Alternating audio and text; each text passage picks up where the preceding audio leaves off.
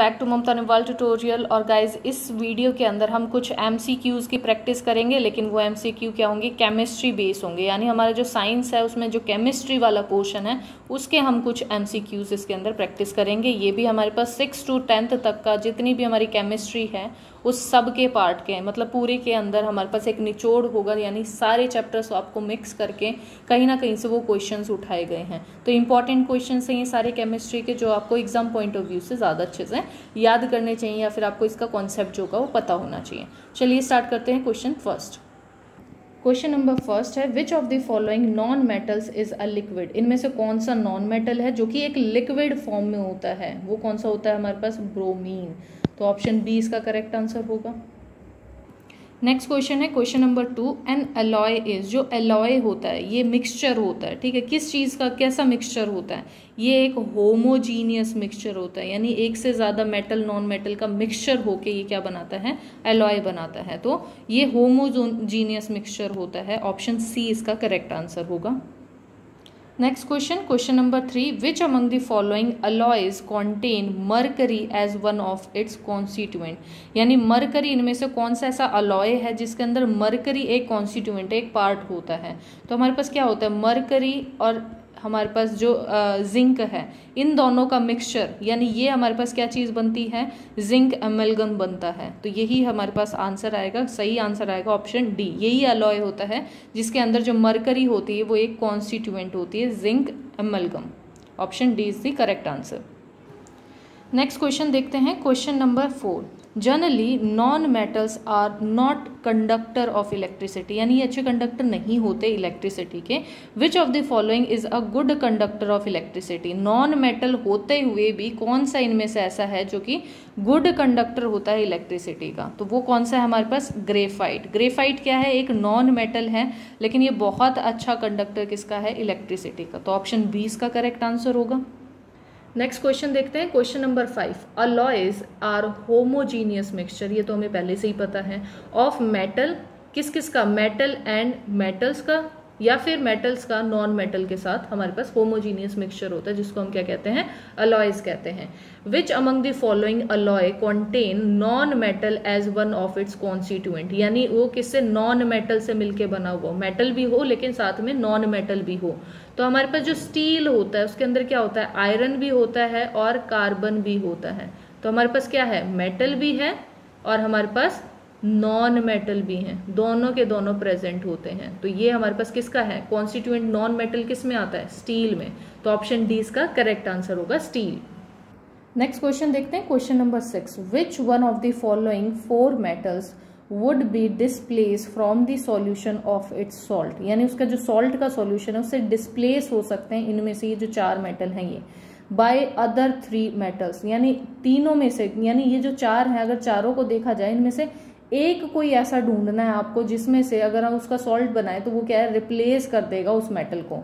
बाकी सारे के सारे रिप्लेस करने की कैपेबिलिटी रखते हैं। जैसे हमारे पास क्या है, जो बाकी सारे के सारे ये सारी कैपेबिलिटी रखते हैं रिप्लेस करने के। जैसे ये डिपेंड किसके ऊपर करेगा, हमारी रिएक्टिविटी के ऊपर। यानी ज्यादा रिएक्टिव कौन सा होगा, जैसे हमारे पास पोटेशियम जो होता है सबसे ज्यादा रिएक्टिव होता है, फिर हमारे पास सोडियम आता है, फिर हमारे पास कैल्शियम आता है, फिर हमारे पास मैग्नीशियम आता है, फिर एल्यूमिनियम आता है, फिर जिंक आता है, फिर आयरन आता है, फिर हमारे पास क्या आता है, लेड आता है, फिर हाइड्रोजन, फिर कॉपर, फिर मरकरी, और फिर हमारे पास आता है सिल्वर, और लास्ट में हमारे पास आता है गोल्ड। यानी ये रिएक्टिविटी है, कैसे रिएक्टिविटी इधर की साइड पे डिक्रीज कर रही है, रिएक्टिविटी जो होगी वो डिक्रीज कर रही है, ठीक है। ये हमारे पास सीरीज होती है, सबसे ज्यादा मोस्ट रिएक्टिव सबसे टॉप पे होगा, मोस्ट रिएक्टिव। यानी अगर ये वाला अगर हमारे पास कभी भी आता तो आप कह सकते थे कि ये क्या है, हमेशा रिप्लेस कर देगा।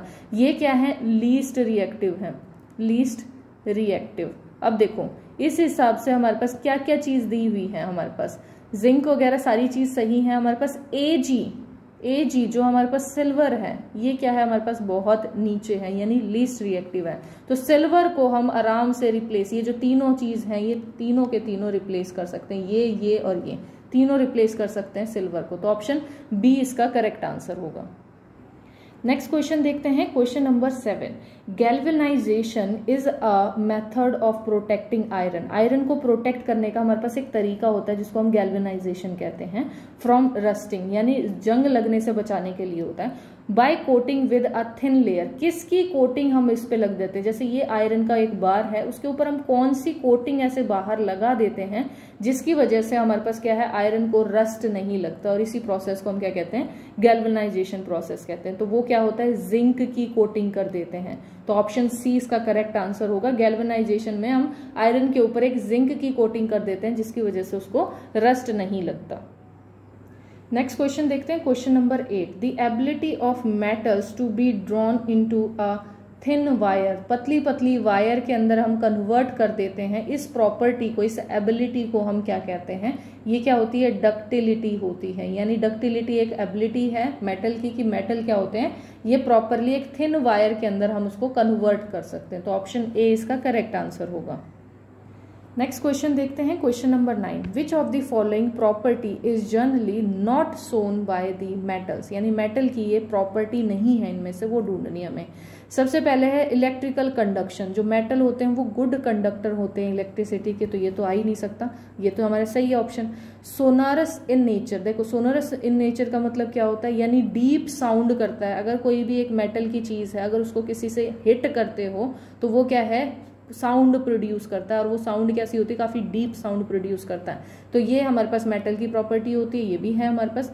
डलनेस, डलनेस हमारी मेटल की प्रॉपर्टी नहीं होती, शाइनी नेचर होता है हमारे मेटल का। तो मेटल जो होता है वो हमेशा शाइनी होगा।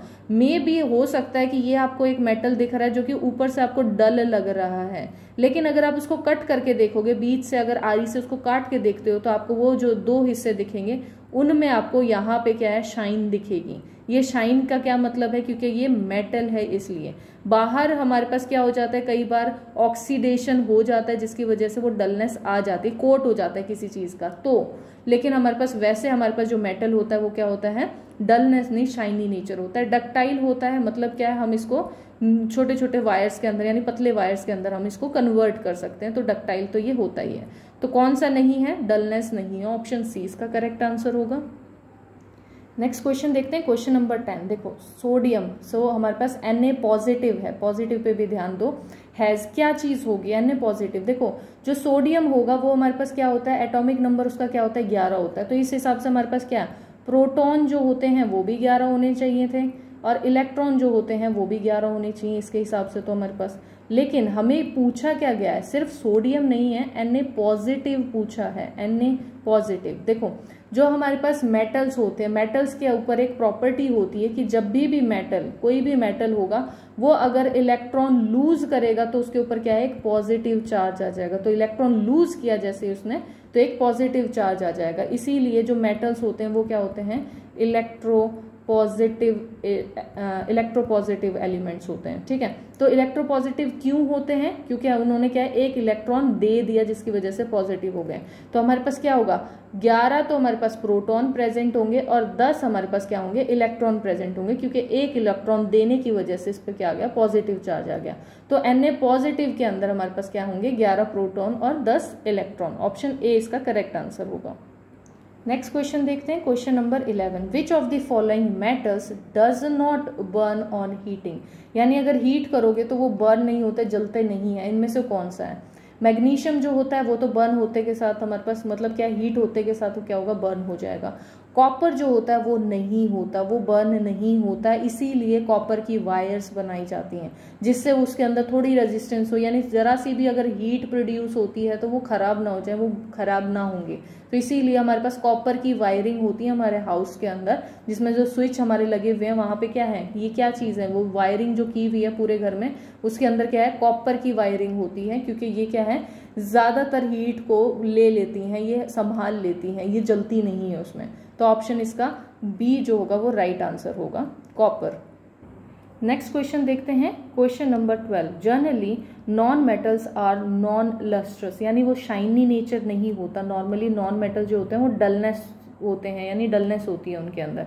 लेकिन हमारे पास which of the following non metal is lustrous, इनमें से कौन सा ऐसा नॉन मेटल है जो कि लस्ट्रस है, शाइनी नेचर होता है, तो वो इनमें से कौन सा है हमारे पास, आयोडीन। आयोडीन जो होता है वो एक नॉन मेटल है, साथ में ये शाइनी नेचर भी है इसका।